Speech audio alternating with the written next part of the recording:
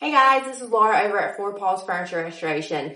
I'm getting ready to get started on these nightstands. I think I'm going to start with getting the base framed out and the legs fitted before I start with giving them a quick wipe down. And then we're going to start with some sanding and some primer. So I'm just using some old scrap wood to add to the base for the legs to screw into. Safety first. I'm using my Black & Decker miter saw to cut the wood. Then I decided where I wanted the legs to go on the base and measured out where the new holes would be.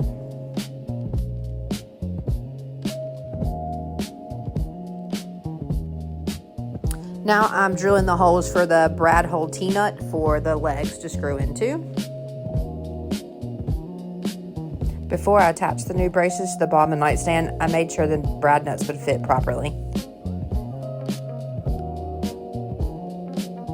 I'm using a little bit of wood glue on these just before I screwed the boards in, just for a little bit of extra strength. And once I got the board secured in place, I went ahead and finished screwing in the brad hole tees. I got this set of legs off of Amazon. I think the extra height really makes a difference with these nightstands. Now I'm just doing a quick wipe down because they were just a little dusty because I'd already done the big clean. Okay, next step is we're going to do a scuff sand on this nightstand. I'm going to use my DeWalt orbital sander. I have 120 grit sandpaper on here. I'm just going to be taking off just the shiny finish and smoothing out any little scratches that are on here before we start our first coat of primer.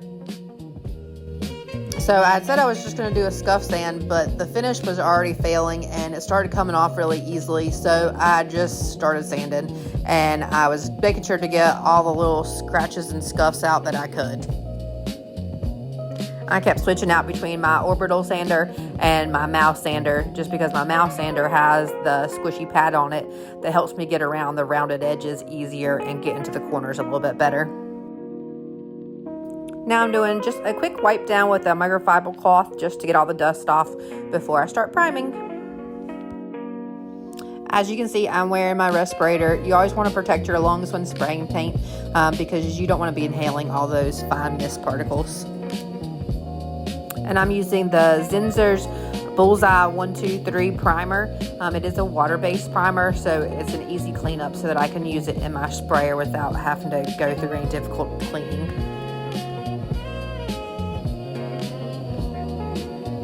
And I scrubbed this hardware, but it didn't really clean up nice like I wanted to. So I went ahead and just did a quick sand down on it and just used some spray paint to freshen it up. Here you can see the bleed through from all the wood tannins, which is why you use a stain blocking primer.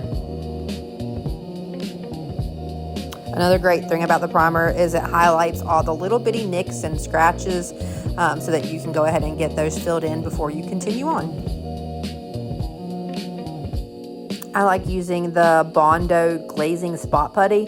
It really gets in those little scratches and it also sands off really easy.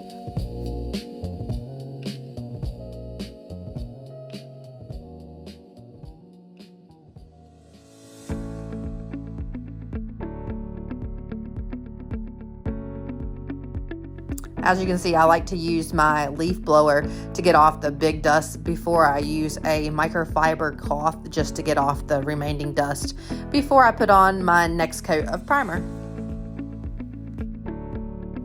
The primer also helps you get a smoother paint finish just because it helps even out the different textures from the Bondo and from sanding.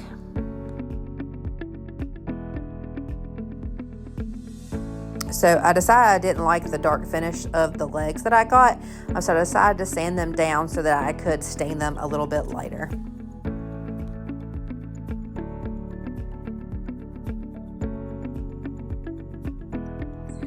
Okay guys, let's start painting. I'm using the Valspar's cabinet and furniture paint in dark kettle black. I had to add a little bit of water just because this paint is a little bit on the thick side to go through my paint sprayer a little bit easier. I think I added just a little bit too much and I was worried I was going to get a lot of runs and zags. But thankfully everything dried quite nicely.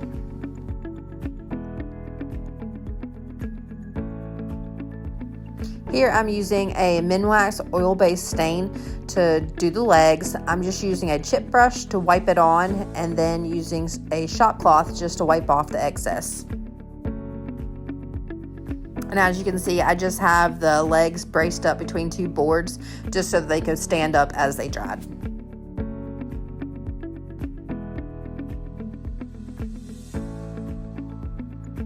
Because I painted with the drawers in, I had to go back with my zebra brushes and touch up around the edges of the drawers and on the sides of the drawers.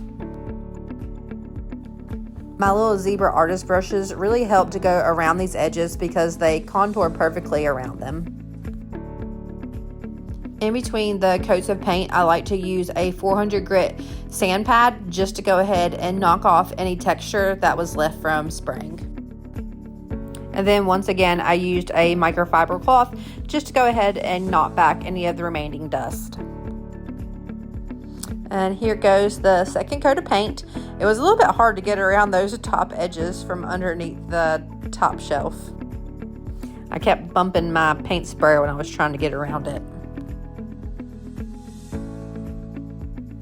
Here I'm using Minwax's wipe-on oil-based polyurethane in a satin sheen. Because the Valspar paint was an enamel paint, it didn't actually need a top coat, but I just wanted to add a little bit of extra protection because these are nightstands and they tend to take a little bit more wear and tear. I used a polyurethane water base in a satin sheen, but as you can see in the video, I accidentally put the coat on a little bit too thick. As the coat was drying, you could see that it was just starting to crack everywhere, which unfortunately made more work for me.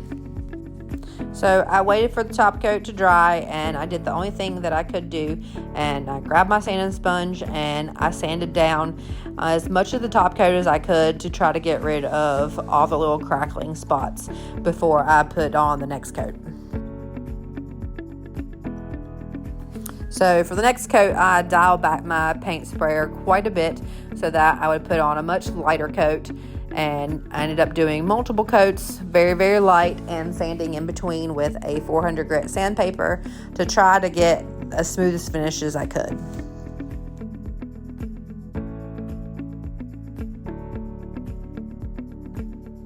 And while I was waiting for one of the coats to dry, I went ahead and put the little felt pads on the bottom of the legs so they wouldn't scratch floors. And to help these nightstands have a little more high-end appearance, I went ahead and measured out some peel and stick wallpaper to put inside the drawers.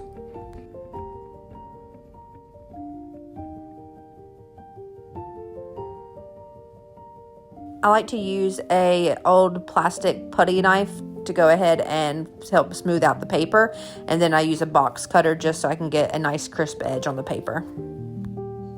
I happened to find a crack in one of the sides of the drawer, so I went ahead and used a little bit of wood glue just to help glue that back in place and fix the crack.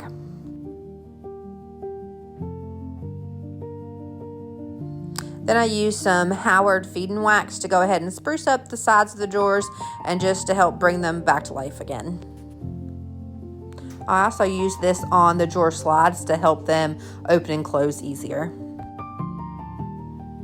And then I did some more sanding with another 400 grit sand pad and applied another thin coat of the top coat.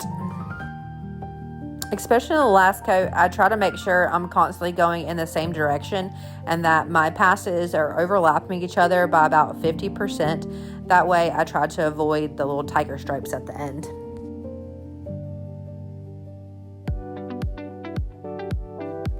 I like that these pieces came with custom glass that goes on top. I put some little rubber cut stops on the bottom of the glass so that it wouldn't scratch the paint job. And then I'm really glad that I put the legs on these pieces. I think that the height makes all the difference with them.